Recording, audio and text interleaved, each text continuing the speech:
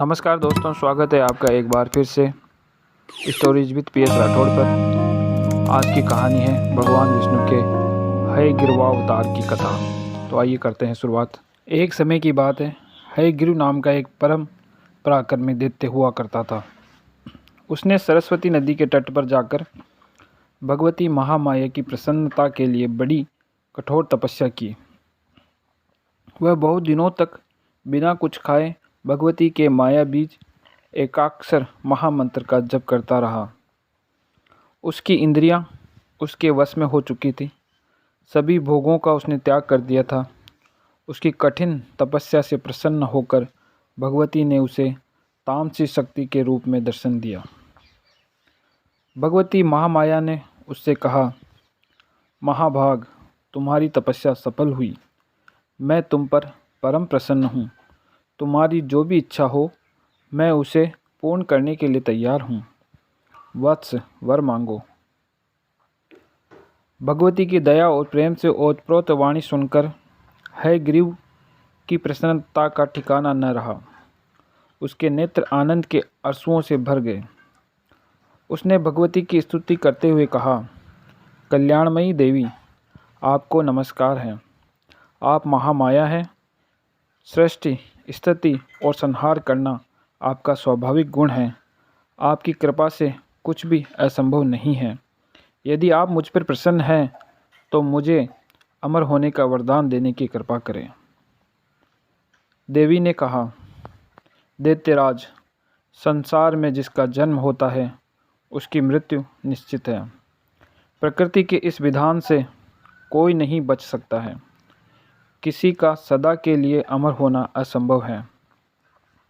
अमर देवताओं को भी पुण्य समाप्त होने पर मृत्युलोक में जाना पड़ता है। अतः तुम अमरत्व के अतिरिक्त कोई और वर मांगो। हयग्रीव बोला, अच्छा, तो हयग्रीव के हाथों ही मेरी मृत्यु हो, दूसरे मुझे न मार सके। मेरे मन की यही अभिलाषा है। आप उसे पूर्ण करने की कृपा करें। ऐसा ही हो, ये कहकर भगवती अंतर्ध्यान हो गई। हयग्रीव असीम आनंद का अनुभव करते हुए अपने घर चला गया। वह दुष्ट देवी के वर के प्रभाव से अजय हो गया। त्रिलोकी में कोई भी ऐसा नहीं था जो उस दुष्ट को मार सके। उसने ब्रह्मा जी से वेदों को छीन लिया और देवताओं तथा मुनियों को सताने लगा। यज्ञ आदि कर्म बंद हो गए और सृष्टि की व्यवस्था बिगड़ने लगी। ब्रह्मादि देवता भगवान विष्णु के पास गए, किंतु वे योग निद्रा में निमग्न थे। उनके धनुष की डोरी चढ़ी हुई थी।